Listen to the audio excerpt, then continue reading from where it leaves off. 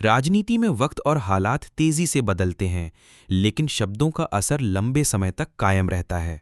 ऐसे में जब कोई नेता बीते समय में कही गई बातों के ठीक उलट किसी भी मंच से कोई बयान देता है, तो सवाल उठते हैं, क्या ये सियासी परिपक्वता है या मौका परस्ती? मैं घबराने की जरूरत नहीं है। अगर आपको ऐसा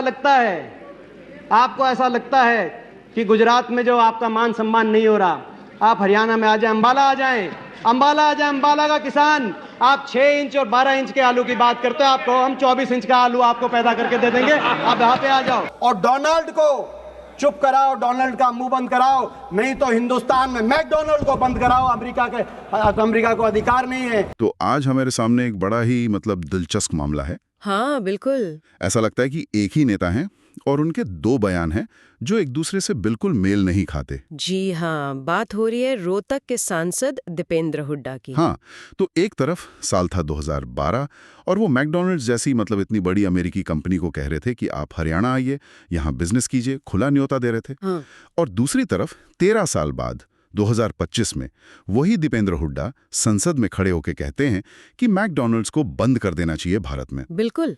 तो ये ऊपर से देखने में तो एकदम उल्टी बातें लगती हैं। हाँ बिल्कुल।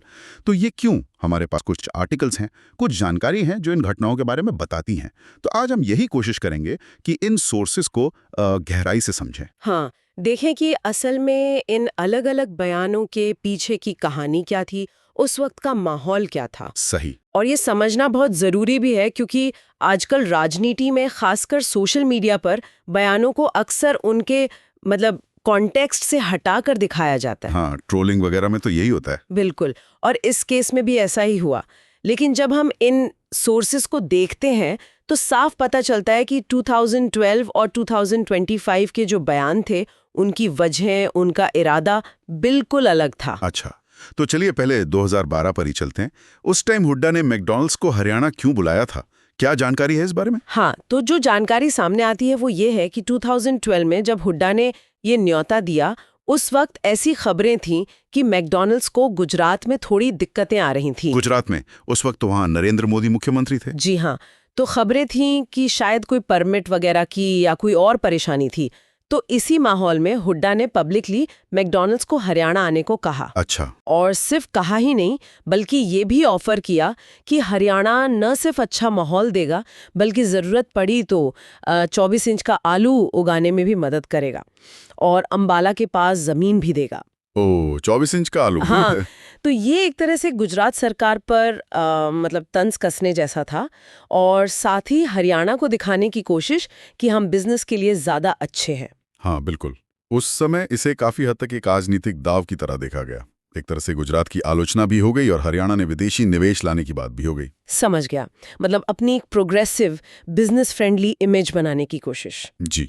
उस समय की जो राजनीतिक खींचतान थी, ये उसका एक हिस्सा था। ठीक है, अब कहानी में 13 साल का जंप लेते हैं। साल 2025, माहौल बिल्कुल अलग। अब वही दीपेंद्र हुड्डा संसद में कह रहे हैं मैकडॉनल्ड्स को बंद करो। ये तो एकदम 180 डिग्री टर्न लगता है। इसका क्या कारण बताया गया है इन लेखों में? हाँ, तो यहाँ पर जो पूरा कॉन्टेक्स्ट है वो बिल्कुल अलग है। ये मामला अब डोमेस्टिक पॉलिटिक्स का नहीं, बल्कि इंटरनेशनल डिप्लोमेसी का है। इंटरनेशनल डिप्लोमेसी कैसे? जो जानकारी है उसके मुताबिक हुड्डा का ये 2025 वाला बयान असल में अमेरिकी राष्ट्रपति डोनाल्ड ट्रंप के कुछ बयानों की प्रतिक्रिया थी। ट्रंप के बयान कौन से? ट्रंप उस समय बार बार ये दावा कर रहे थे कि उन्होंने भारत और पाकिस्तान के बीच युद्ध विराम करवाया है। अच्छा, हाँ, ये खबरों में था। तो हुड्डा और विपक्ष के कुछ और नेताओं का ये मानना था कि भारत सरकार, खासकर प्रधानमंत्री, इन दावों का कड़ाई से खंडन नहीं कर रही हैं।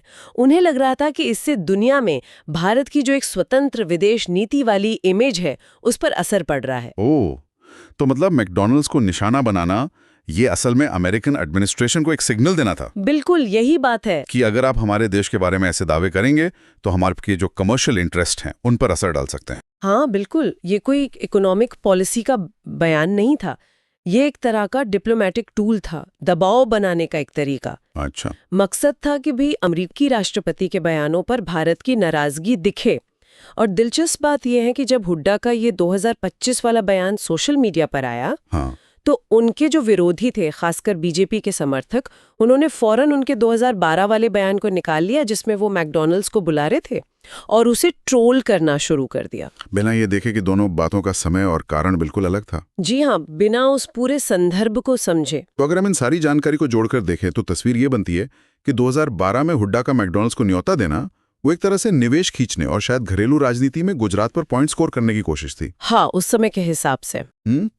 और 2025 में मैकडॉनल्ड्स को बंद करने की मांग वो अमेरिकी राष्ट्रपति के दावों पर भारत सरकार की कथित चुप्पी के खिलाफ एक डिप्लोमेटिक रिएक्शन था, अमेरिकी सरकार पर प्रेशर बनाने का तरीका। बिल्कुल सही।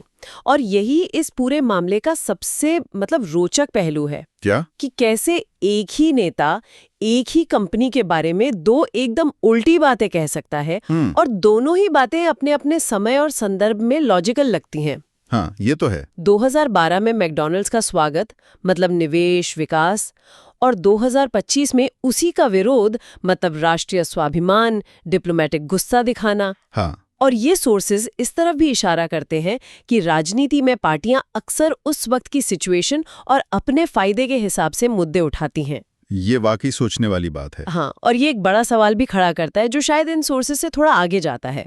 क्या सवाल? कि ये जो इंटरनेशनल डिप्लोमेसी है, देश की इमेज है और ये जो मल्टीनेशनल कंपनियां हैं, इनके बीच का रिश्ता कितना पेचीदा है।